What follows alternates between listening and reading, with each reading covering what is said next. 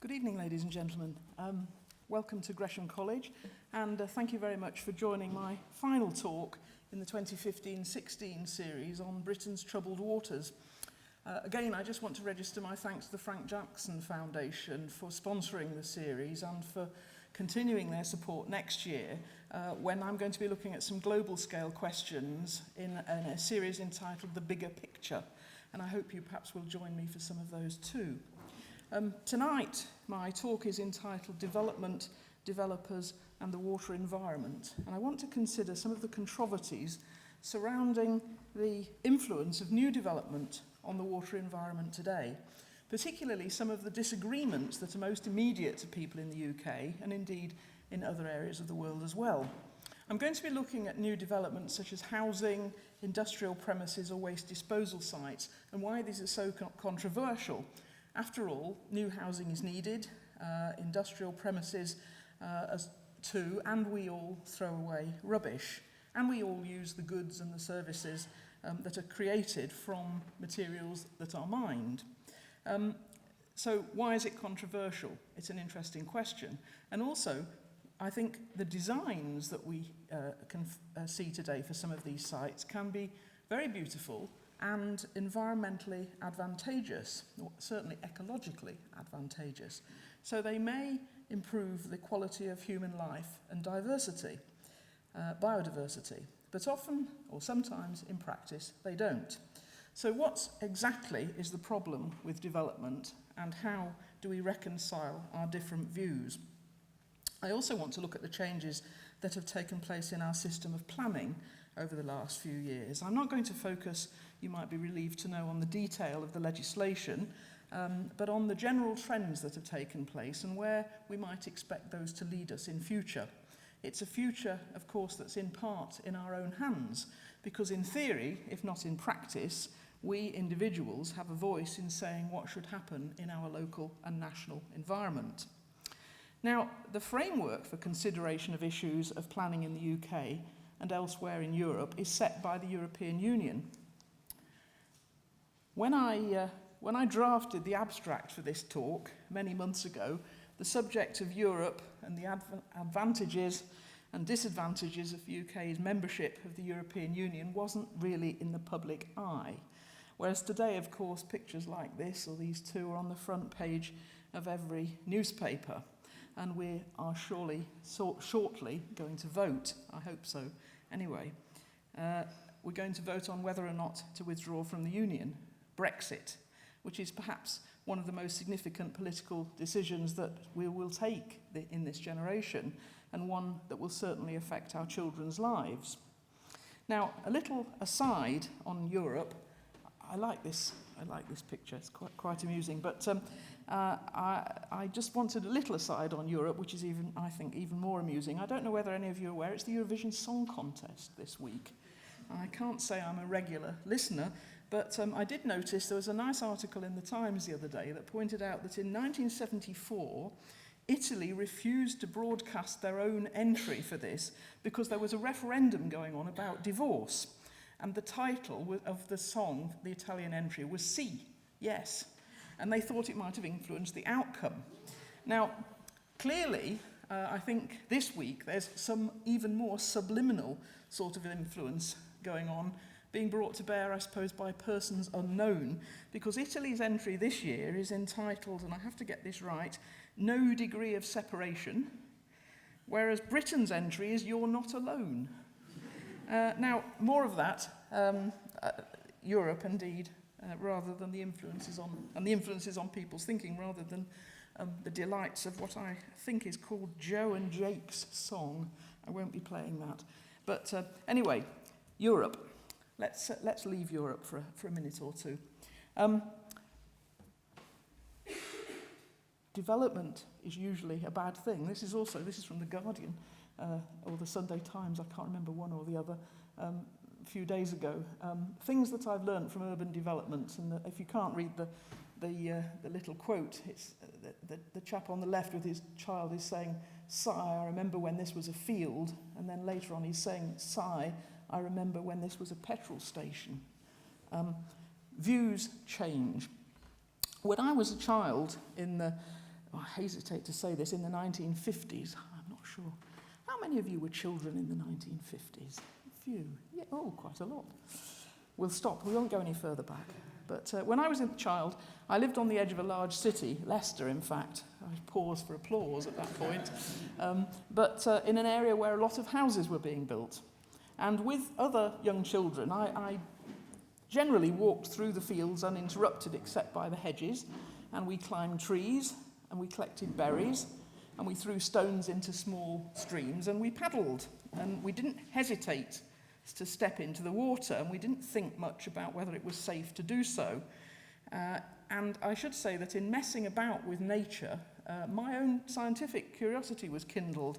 I wondered why there were small pieces of chalk in the stream bed and amongst all the other stones. And later on, of course, I was to discover that those were the legacy of the Quaternary ice sheets that had kind of creaked and groaned their way across from East Anglia, from the chalk areas further to the east. So the chalk was brought by the moving glaciers. So access to nature has some well-recognised benefits. We did, of course, get into trouble about the sodden shoes, but generally it was a good thing. The other thing that was generally regarded as a good thing was the development of these houses. Post-war UK house building was almost universally regarded as being a good thing. It brought better living conditions for people who were being moved out of city slums. There were some downsides. By the time I was a teenager, actually I was still climbing trees. I was perhaps unusual, but I couldn't do it now, I hasten to add. But by the time I was a teenager, houses and schools had covered most of the fields around about, and you couldn't find, or at least couldn't find easily, the berries and the streams and so on, or the trees to climb. And you would have had to think more carefully about the water that you saw. It tended to be full of rubbish, the debris of development, and probably some contamination. But as I say, in the 1960s, most people didn't mind too much. Houses and schools, factories and roads were generally seen as a benefit and to be welcomed. That's not to say there was no need for environmental protection in rural areas. For example, green belts had been established some years beforehand to constrain city growth and to prevent the kind of car-induced sprawl that was becoming apparent in the United States. And there was, of course, legislation to control pollution as well, but not generally the sort of legislation that could deal with widespread construction activity. It was more geared up to stopping toxic, point source industrial discharges. Now today, many people will think differently, or at least they appear to think differently. Even when development has, as a side effect, the possibility of cleaning up sites that have been historically damaged, there are controversies. This is one of the largest development sites in Europe at Old Oak Common in West London. And for those of you who are not familiar with the site, it's an extensive area where essentially a new town is going to be built on the site of former railway sidings and semi-derelict industrial premises, all this area in here. It's at the moment, it's contaminated, it's ugly, and it's scheduled to have about 25,000 houses and flats, extensive open space, shops, and an enormous transport hub. Now, for some people, this redevelopment is seen as an unrepeatable opportunity to produce an amazing new landscape and to make some inroads into London's undoubted housing shortage. The illustrations here show some of views of the landscapes that might be achieved. So these are obviously computer simulations. I'll show you another one. This one is nice. So despite what looks to be very attractive, development is still often bitterly fought by local residents who see it as an assault on their personal space, their community, or an attack on the common inheritance of everyone.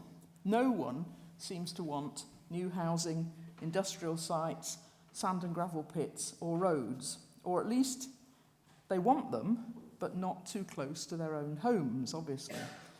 The claims cover things like the places will be too crowded, the new land uses will conflict with quiet enjoyment, there will be more dust, more traffic, pollution, flooding, loss of biodiversity, loss of habitat, and so on.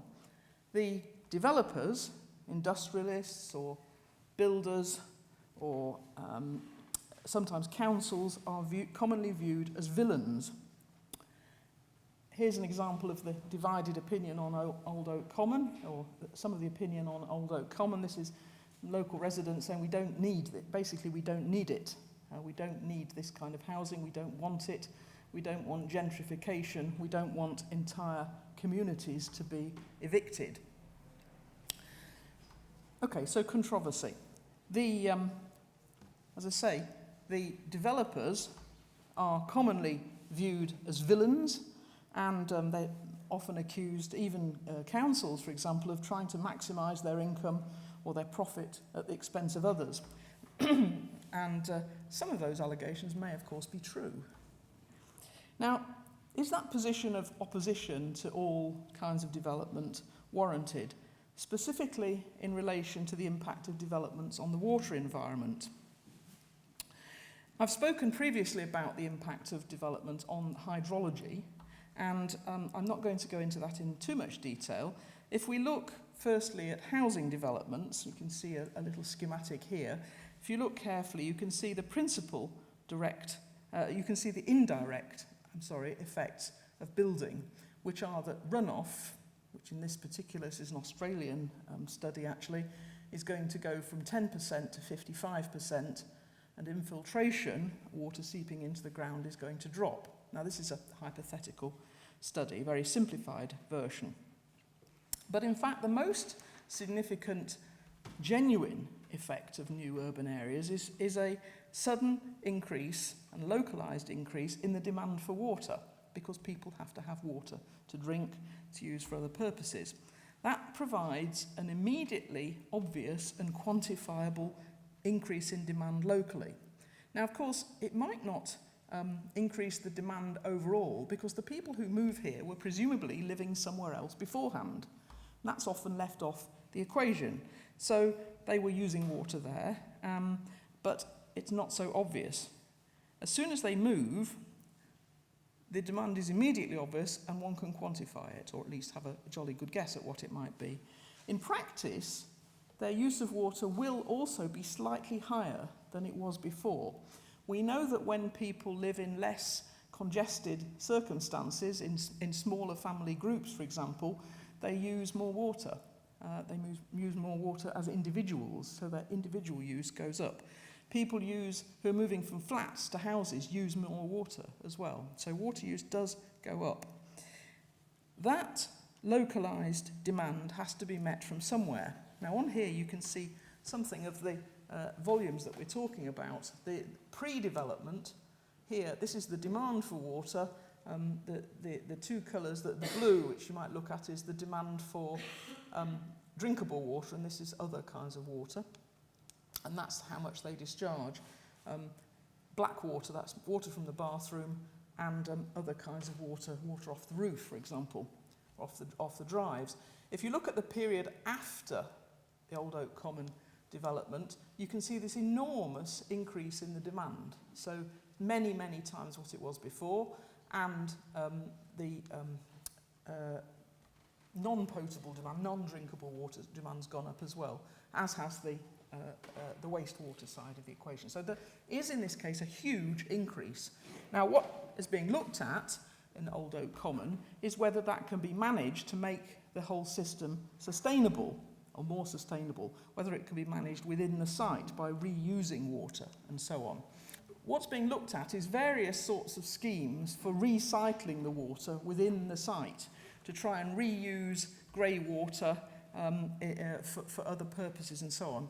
But if you look very carefully, you can still see that on the left-hand side here, there still is the need for this centralised water supply, drinking water, to be brought in from outside. So it's a fairly substantial sum. The assumption when we're planning is that that demand for water, in this particular case, can and will be met. So water companies, as we have today, are in an interesting position. I know there are people in the audience here today who used to or still work for water companies.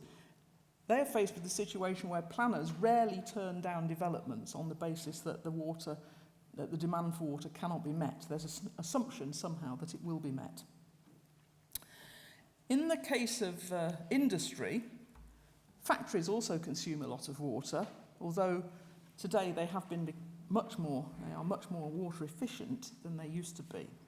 So, big changes when you get that kind of development. Redevelopment, though, also offers the possibility of sorting out issues such as leaky pipes. Now, and putting in perhaps water-efficient apparatus in the house, low-flush toilets and showers and so on. The general growth in water use can't, though, continue indefinitely. I think I have a slide of that in a second, but each of us uses about 150 litres of water every day in our houses.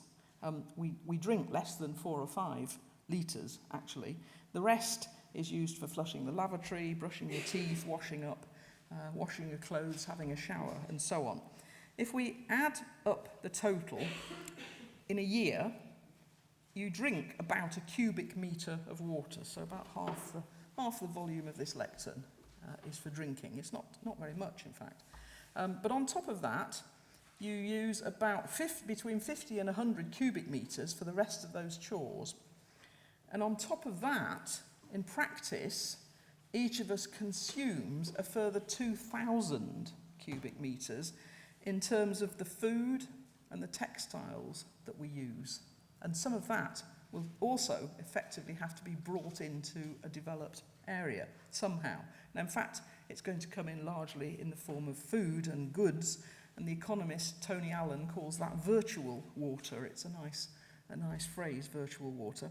In the case of Old Oak Common, all of that water, effectively, the real, the genuine, and the virtual water is going to come from outside the area. So the effect of that development is actually well beyond the boundaries of the Old Oak Common development. Now, there is I'll just go back to that one.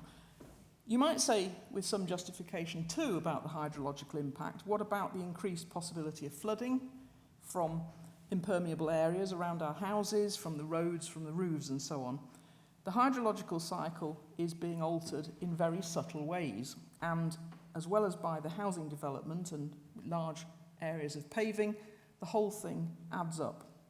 Now, it is possible to design for this, to build sustainable drainage schemes that accommodate sudden local runoff by trapping it in urban ponds and grassy or reed-lined depressions, rather than running it straight through a sewer into the nearest river. It needs the appropriate legislation and the appropriate policy. So it needs the right thinking at government level or local level and the right laws to enable this to happen. And I'm going to turn to that in a minute. It is worth noting that yesterday, I think, or the day before, a UK parliamentary bill about sustainable drainage was only partly successful in being agreed by our government. It went through the House of Lords, but it was turned back for the most part in the House of Commons. A small part of it effectively went through, or a sort of, if you'll forgive the phrase, a watered down version went through. Okay, so we're not wholeheartedly, we don't have the policy and the legislation at the moment quite aligned to make sustainable drainage schemes in the UK work effectively. They are working in part, and we are building some of them, but it's still not perfect. Go back to this slide. On a broader scale, this is a diagram showing low flows in the Thames at Kingston over a very long period from 1883 to 2009. And even bearing in mind the difficulties of monitoring this, recording what's actually going on. I mean, who knows what gauging stations looked like in 1883? I certainly don't. But low flows, you can see this is flows recorded over a month by month. They have clearly dropped slightly over the period. So you can see here, starting off at around 17 or 18 units there, and dropping away over here to less than 10. So that's low flows. Now, why is that happening? Well, that's happening because the demand for drinking water across the whole of the Thames catchment, not just in London, is pulling water out of the catchment from all sorts of places. Fred Pearce, who's an environmental writer, points out very persuasively in his book entitled When the Rivers Run Dry that most of the streams in the Thames catchment are already what he calls over-abstracted. Small chalk streams in the past had boreholes put into the underlying aquifers, to the permeable rocks, porous rocks with water in them, and that water was taken to those growing towns, to London, to Swindon and so on. Those streams, if not the Thames itself, can be left dry in the summer. And you can see here some of the issues in dry years, where the fish, the trout, for example, will die unless moved, and the other wildlife that those streams harbour, the mayflies, the otters, the lapwings and so on, under pressure. So it is possible, of course, to do some management of that. So it's a problem, but it can potentially be managed. We can pump water from further afield. We can take water from elsewhere in southern England, for example, from the Avon into the Thames, for example. Or we can maintain flows by building reservoirs that can hold the winter rains until the summer, and when the water is needed to top up the river and top up the bathtub. We can have very complex pumping systems that pump water into aquifers when there's a lot of it, push the water into the aquifer, and pull it out again when the river is relatively dry. Now that can provide some sort of environmental protection, and it can maintain the river's ecology, even if, as what happens in really seriously dry years, a lot of the water that you put into the river just disappears back into the riverbed. So we can do that.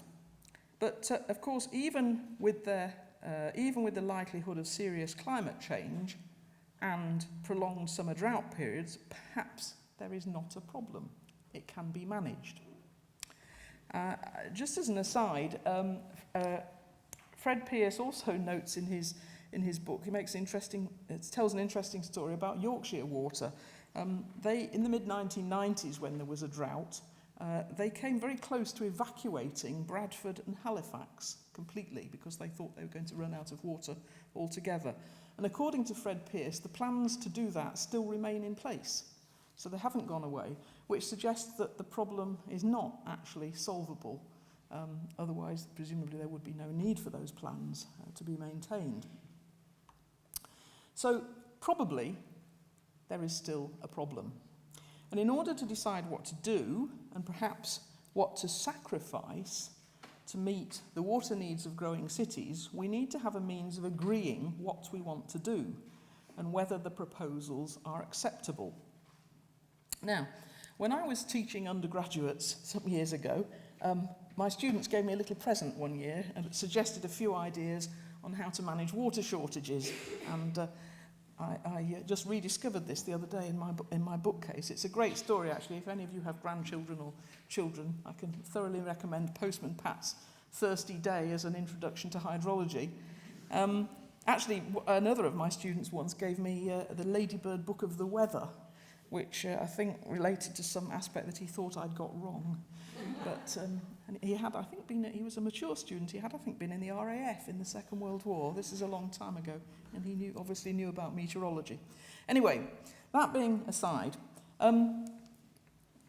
we need to meet some of these challenges, clearly, whether it's the hypothetical challenges of Old Oak Common, where there will need to be a 30-year development plan. But we'll need to meet those challenges because of the increase in water use generally. If you see here the figures for domestic, commercial and municipal water predicted to increase 123% from over the 20 years from 2010. Similarly, industrial, agricultural and total use. It's a pretty stark story. Something will have to be done to manage the situation and to help us to make decisions on what to do. Now, development isn't always a bad thing. I want to show you one other example where development might appear to be a good thing. This is, I'm very grateful to the landscape architecture practice, Ilman Young, who provided me with some pictures here. But this is a small village near Milton Keynes. I don't know if any of you know it, but it was, this is picture, sorry, beg your pardon, this was a picture of it in 1945, and you can see down here there's a very large works down here. In fact, it was an iron works, and in the last few years a decision was taken to redevelop it, pull the ironworks down, the Britannia ironworks, and replace it with housing. Now, this was quite controversial at the time. Even though there seemed to be some improvements to the environment, this is the small stream that ran through the area before the changes were done. This is during the changes, and here you can see what they ended up with. It's actually rather attractive. You can see down at the bottom here the way they've lined the channel with materials that will allow the vegetation to colonise, and it now looks like that. So it's actually rather an attractive development. But it too, despite the use of this innovative design techniques and despite producing a watery and very diverse environment, was not generally welcomed by the local residents. It was controversial at the time. Here's another example of development. This is a quarry. This is actually not far from where I live. And you can see here a sand and gravel operation. So here's the fields in 1945, in 1999, and a few years ago, and it still looks like that now, actually. In fact, now there's planning permission being applied for to develop the areas to the north as well. So that too is a kind of a development that's going to have hydrological impact. The hydrological impact in this case is a bit different. It's largely to do with the way water is sucked out of the ground to keep the hole dry while you take out the minerals. So here you can see the ground surface at the top there, and some layers of clay and so on. And down here you've got some water, some saturated sand and gravel, and there's a borehole over on the right of the picture and pumping out of the borehole. Now, what happens in that circumstance is there is something called a cone of depression develops around the site, around the borehole, where the water is moving towards the borehole and being pumped away. And I'm sorry, this slide went wrong, and I'm not going to dwell on it, but what happens is, and the point about it is, it's very difficult to actually establish how far that cone of depression will spread, how much flare there will be on that trumpet shape. Very difficult without actually building the thing in the first place. We do know, though, that when the pumping stops, this is in this diagram, the situation recovers quite quickly. Now, in this particular case, the diagram doesn't show you that there's a hole left behind, but in many cases the recovery will be quite quick, within perhaps a few months in this particular instance. But there is a high level of uncertainty. That having been said, the impact of this is relatively small. People talk about their houses, their foundations being undermined by the water being sucked away from them, or mature trees dying, or young trees dying, whatever it might be. But in fact, the impact is relatively slight. And if you follow that through in terms of restoration afterwards, you can, of course, get some very attractive landscapes emerging. I don't know whether any of you know these, but this is in Worcestershire. You see similar pictures elsewhere. This one is interesting. Worcestershire County Council ran a design competition for reinstating quarries just a couple of months ago, and this was the winning design, and I leave it with you whether you like it or not. It's an interesting one, isn't it? You can see some houses there at the side of the... You see these houses on the side of the quarry. This is a big quarry, but they've left the lake there, so these houses overlooking the lake. and there's all sorts of spaces here where the public can enjoy themselves, recreation and so on. I'm not quite convinced that it would look exactly like this, which is what was put up for the competition. This is what would happen during the establishment of this new site, and I'm not sure, if you think about my experience as a child, I'm not sure I would really have been walking around in bare feet in the bottom of the quarry. But anyway, it's a nice idea. You see there's a nice little bird up there as well. I don't know where he comes from. But quarry reinstatement certainly offers some interesting possibilities. There's some more here. You may know some of these. This is Eton Boating Lake. That's a quarry. It's a sand and gravel operation. This is a very famous one. I'm sure most of you will recognise this. Quarries can be reinstated in lots of ways, as in the Eden project in Cornwall. And here's a nice Chinese example. This is a theoretical one again. Again, it's an example, a world-class example. I don't actually think it's been built yet, but it may be. And here's the hotel, enormous hotel in the quarry overlooking the water. Now again, if you evaluate this, it's an amazing landscape. They are amazing landscapes. And clearly, in some cases, they have the potential to take what might have been rather boring and non-biodiverse landscapes and produce something much more exciting. In this case, I think, to my eyes anyway, rather incredible. And I'm not sure whether I like this one or not. But anyway, you can do that. So, if we consider the effects of these developments, just summarising this, we've got a number of things. We've got direct impacts of development, which might be drawing in water from outside, increasing the risk of runoff.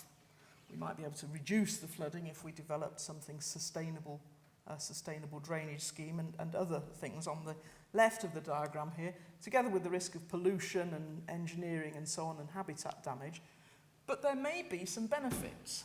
There may be clean-up of surface water bodies, as there might be at Old Oak Common.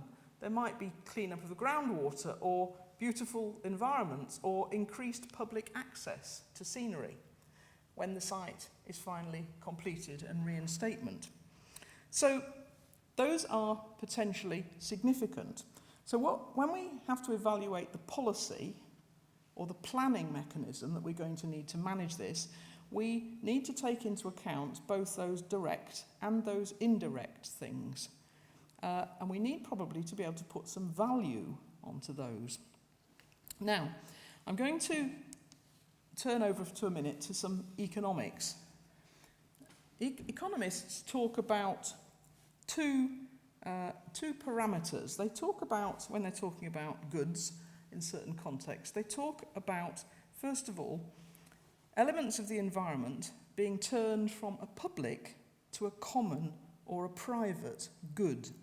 Now this diagram has got two axes. The first one, the vertical axis, this one here, up here, describes how difficult it is to keep somebody out of something. How easy or difficult is it to exclude someone's access from something? So that one, we'll call it excludability. And so some areas are difficult to exclude people from. So, for example, it would be very difficult to exclude people from air as a general principle, or in the case of the UK, from benefiting from national defence, or to exclude them from listening to the BBC, even if they didn't have a licence. And in early times, things like ocean fish, you couldn't really prevent people going and fishing. And even today, you can't really stop people benefiting from attractive rural scenery. I suppose if you fly a drone backwards and forwards over them, which happened to me the other day, then you can. But by and large, those kind of things are non-excludable, or they have low excludability, whereas some other things like satellite television, for example, or cinemas, are easy to exclude people from. You can't get in if the door is shut on you. Okay. The internet's actually an interesting one, because we do actually use up. We can actually get access to the internet. But the internet illustrates something quite nice on the other axis, which is to do with whether or not you're actually using something up when you participate in it. So in the case of attractive rural scenery, let's say, it's not going to be really used up. You can see it, I can see it. I suppose there's a little bit of a sense in which it might be damaged if too many of us, if we all went to the same place at the same time. But by and large, it's still there. We go, we enjoy it, and when we walk away, it's still there for somebody else. So economists talk about that as being low subtractability. Whereas something like car parking is probably, at least if you've got a car all the time and you need to park it somewhere, it has high subtractability because you can't use the space because my car's in it, okay, whether I'm driving anywhere. Okay, now the point about this is that if we start to look at water, in early times, fresh water I'm talking about now, we might have described it as a public good. It's difficult to exclude access, and my having some water doesn't really affect you having some water because you're not using very much of it, there's plenty around. But as we get more intense in our use of water at Old Oak Common or wherever it might be, we're increasingly moving across to water being a common pool resource, where the resource is limited, effectively, in total, really genuinely limited. And you will have perhaps come across the phrase, the tragedy of the commons. Yeah? It refers to the circumstance when so many people want to use a resource and some of them want to get in quickly and snatch it before others have got the chance to use it, that it becomes pressurized under pressure. Now, in fact, if in the case of something like Old Oak Common, the water's being pulled in from somewhere else, it's effectively consumed from somewhere else. So those streams, those chalk streams in Berkshire, are going to be damaged. Their aquatic habitat is going to be damaged. So the water is increasingly moving towards becoming, or has become, a common pool resource, a common resource. Some people say water's now moving towards becoming actually effectively a private good, which not only means that it's difficult to, which not only means that its use is competing with one another, but also that people can be excluded from it. Now, in fact, in this country, we don't do that, by and large. We have actually privatised our water, of course. We've given our water, or sold our water, to water companies. So it's theirs now, not belonging to the general population. But we have checks and balances in place, which means that people don't have to go and fetch water from a dirty pool somewhere, or they don't die of thirst. Okay, so water isn't moving wholly to becoming an excludable resource, but it's tending to move in that direction. And that creates conflict from a philosophical perspective and in reality. Now, what we've done in order to deal with this is to develop a planning system. Now, water's a wicked problem. I'm not going to emphasise this in detail because I've touched on it in a number of lectures previously. We use the phrase wicked problem to describe a problem when you've got physical issues, amount of water, the water quality and so on, with human dimensions. What we do in one place influences something somewhere else, and there are lots of different stakeholders and they don't agree about what's important and they use different languages and so on. Water is a genuinely wicked problem, and it's very connected. So in this particular case, it's perhaps not too good a slide, but you can see that shortages of water might lead to profound social instability, state collapse, cyber attacks are related in, that data fraud is related in. Water's linked in so many different ways: failure of mitigation and adaptation to climate change, food shortages and crises and so on. There's all sorts of things tied into this. Water is a really complex problem and wicked problem. In fact, these days we often talk about something being... sorry, I just put this in to illustrate that people's views vary, and we've already seen this. Some people regard business people or developers and so on as being innately evil, whereas other people think they're wonderful. Okay. And we also, now, people are starting to use the term super wicked problems. So not satisfied with wicked problems, we have super wicked problems, where most characteristically the time's running out. And maybe we've got weak policies or weak legislation, and we've got short time horizons. Those are all characteristic of super wicked problems. Now, in the case of water, today we're managed largely within an EU context. This is where I want to return to the EU and risk being rather controversial. Before Britain was a member of the EU, oversight of water system rested within the UK. A number of characteristics. I could talk about this at great length, but I'm not going to. Water was generally in the public domain. There was a widespread view that water resources were very limited and that wasn't going to be enough water to go round in the future, so nothing's changed there. Thirdly, that regulations were generally developed for water and for the land use, because they're innately linked together in a rather piecemeal fashion. And in research terms, actually in the 1970s, we didn't really understand very well the links between land use changes and what that meant for hydrology, actually. So there were some problems there which were only just beginning to be explored by researchers. And nor was climate change a significant concern, actually. In fact, I remember reading that we were about to enter an ice age, and I'm sure others of you may remember that too. Finally, planning for water was often done at national level on a very big canvas indeed. So some enormous schemes were planned at national level. And those schemes did not generally require any kind of public opinion input. They were planned centrally, nationally, and with the idea that they would be imposed. Now Britain's part of the EU, things are rather different. The EU has one of the most comprehensive sets of environmental policies in the world.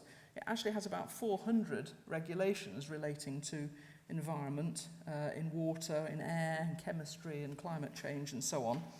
And what happens in terms of the system is that policies in the EU goals are set by the EU, and then a policy that relates to that, for example, as it says here, something called the Water Framework Directive, is set at EU level. But exactly how people deal with that is dealt with at national level. So in Britain, we develop legislation that helps us to meet the requirements of the policies which the European Union have set. And that's quite important. However, I would say since, two things here to reflect on. Some people think, of course, that these regulations, 400 regulations, is far too many and not necessary. However, on the other hand, of course, Britain and the European community generally is relatively wealthy. So at face value, we might say, well, those 400 regulations haven't hampered our economic growth, or at least not significantly. It hasn't held us back in developing our water resource management strategies or our economy. It is true that the kind of wriggle room for national governments is relatively small, but we generally seem to get by. But some people think that wriggle room, that limited wriggle room, is an unacceptable intrusion. Now, I want to just touch on for a minute why European environmental policy has been important for the UK. Firstly, many environmental problems cross boundaries. If you throw stuff in the sea, or you put pollution, sewage or whatever into the North Sea, some of it, or nuclear waste or whatever, some of it travels across the North Sea into other people's territory. So many environmental problems cross boundaries. In the case of water, perhaps not nationally, but certainly water flows from Wales into England. Air pollution goes across boundaries in and out of Britain as well. So national boundaries are deeply unhelpful in terms of managing the environment. Secondly, different national policies, if we had within Europe different national policies on environmental protection, different levels of protection, for example, it would undermine the principle of free trade within the European Union, on which the European Union is founded. So this harmonisation of regulations makes sense in the way that one area can't use up, say, its water resources in a cheap but damaging way to lowering its environmental standards to reduce the prices of its industrial products, for example. So one area can't reduce its protection to benefit economically at the expense of another state which hasn't. So that harmonisation is important. Thirdly, because we've in Europe have generally speaking not engaged in what you might call a race to the bottom, we've actually had the effect of improving the environment. Many aspects of the environment have been dramatically improved. Britain, for example, when it joined the EU, was known as the dirty man of Europe because its rivers were so disgusting. And they have, by and large, been improved. Now, you might quibble about exactly what was responsible for that, but the European policy and legislation certainly has driven some of the change. The other two things I'm going to put the other way round, because what has Europe ever done for the environment, or vice versa? What has the environment done for Europe? Well, many people would say that actually the collaboration over the environment has stimulated collaboration in other areas too.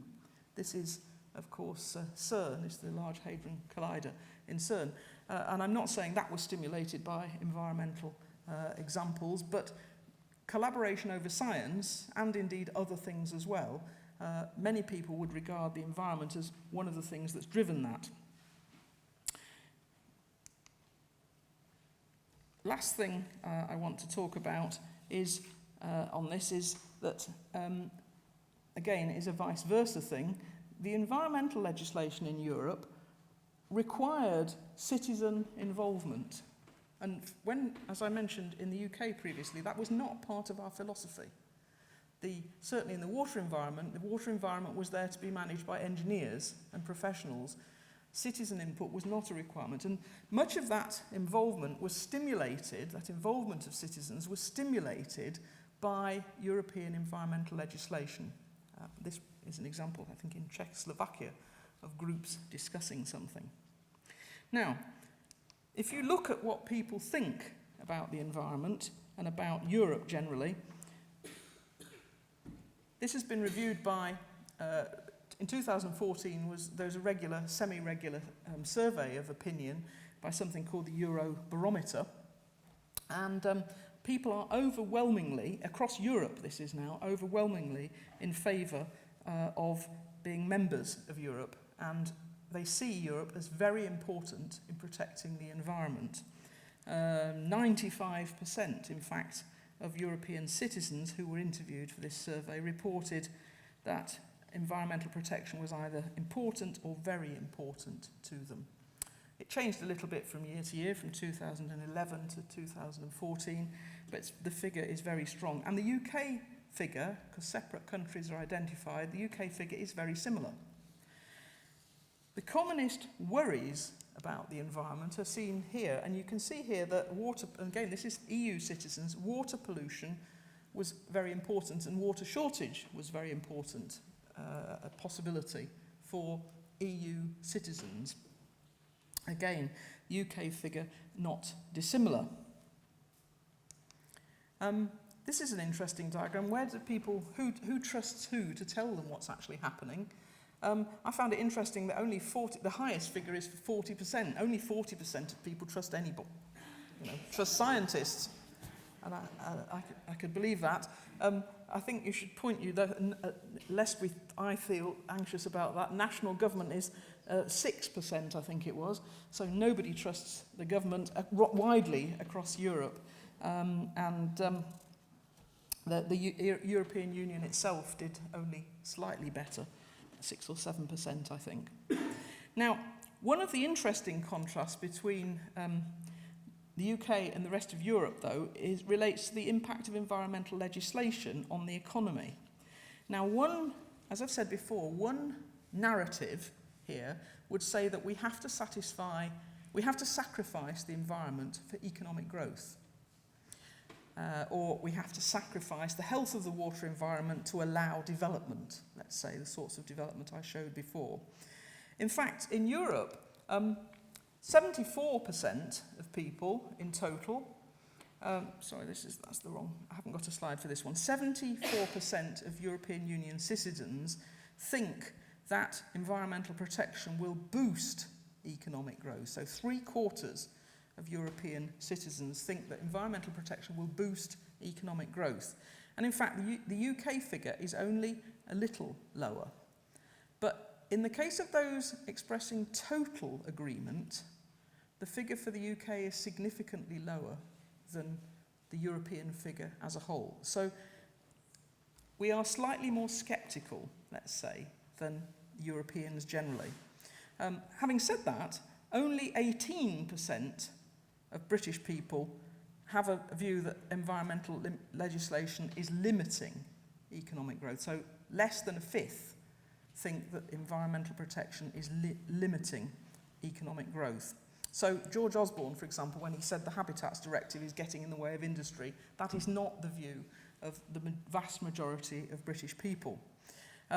So their enthusiasm, British people's enthusiasm for environmental protection in Europe is a little bit constrained by their views on economic growth, but not much.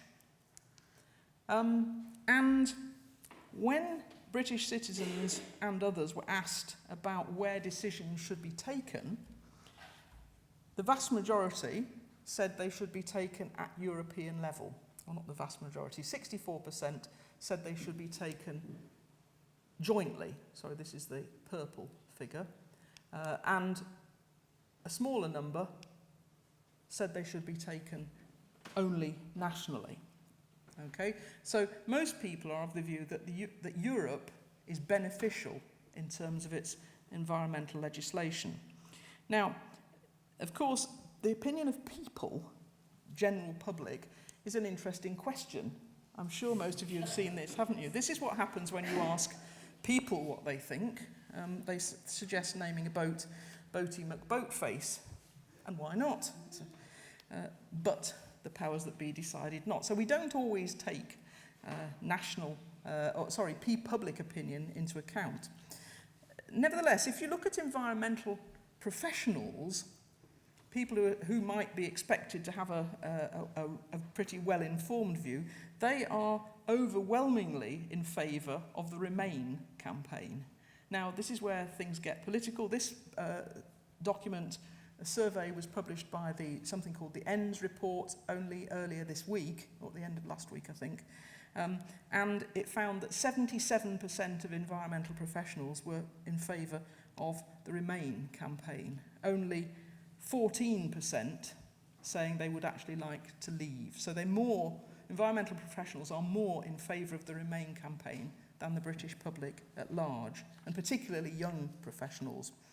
But what we should note is we could evaluate this against a set of criteria. What is it about this policy and decision-making system that they like?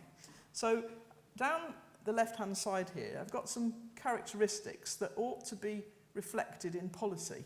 So, for example, inclusive. Have we involved the right people when we do these things? Is it the right people that are taking the decisions?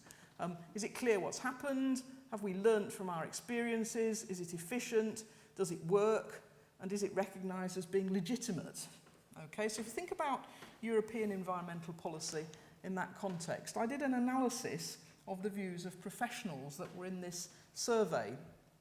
And in fact, the survey didn't publish all the relevant numbers. But on balance, you can see here that environmental professionals think, by and large, that Europe is inclusive. They think it learns from its experience. They think it's very effective. They think it's more or less legitimate, but they think it's hopelessly inefficient. Okay, so this is the support then that they have for Europe and European legislation is tempered by the view that it's very inefficient. 42% said it was wasteful. The public, it was a bit higher, but similarly inefficient.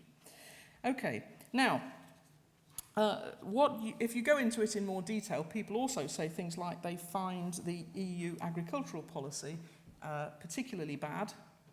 Environmentally, it encourages farmers to do inappropriate things that affect flooding and soil conservation and so on. And they thought the fisheries policy was a very bad thing as well. It encourages inappropriate fishing behaviour.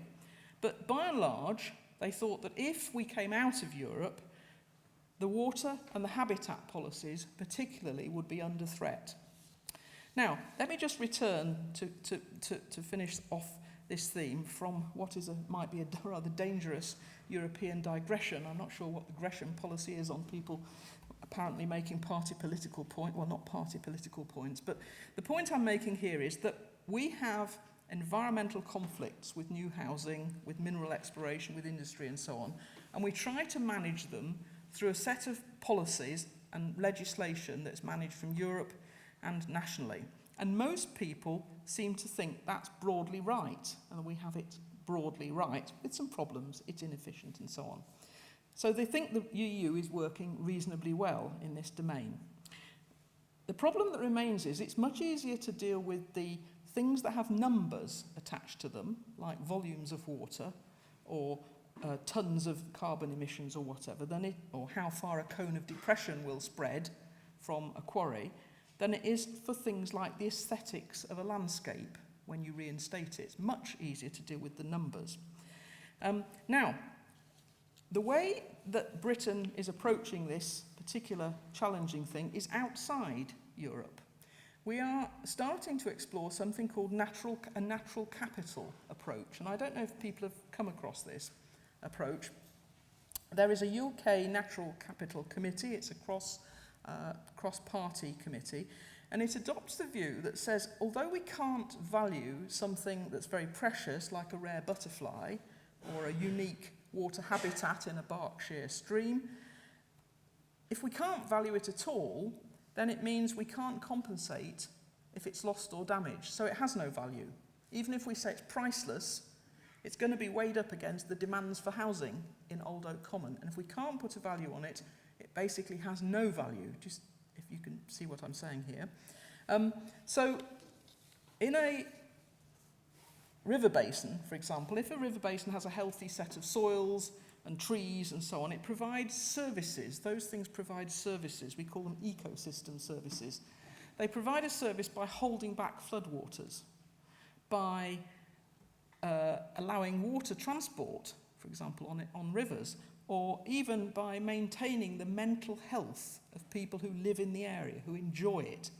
And those things can have numerical values put on them. So even if you can't value the butterflies, you can value some of the ecosystem services provided by the area in which those butterflies live.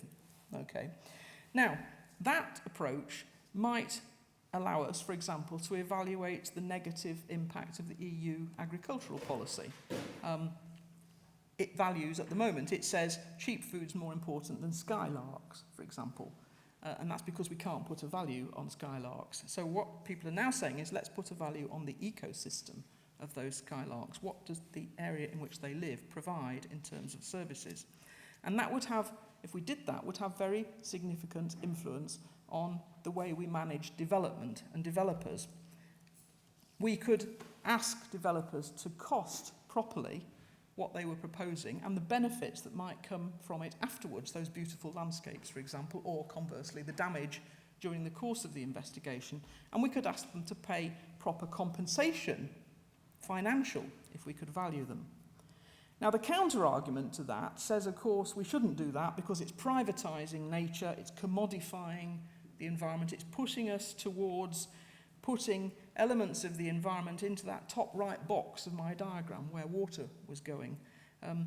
It would turn them into private goods, turn it into private goods. I actually think I can see no other alternative, personally, to doing this. We are, as we've said in the UK, the first nation in the world to have a governmental natural capital committee.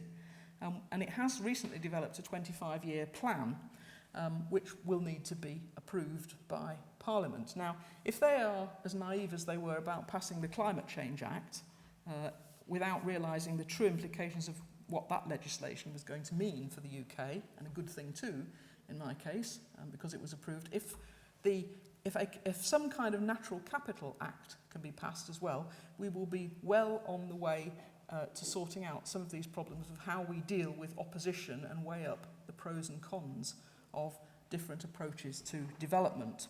There are people working on this. Dieter Helm in Oxford is working on it, and he has a very interesting website, actually. And there are discussions going on about trying to use this in particular trial areas. So let's test it, people are saying. Let's see if it would work. It would help us to understand what the right questions were that we need to be asking about developments.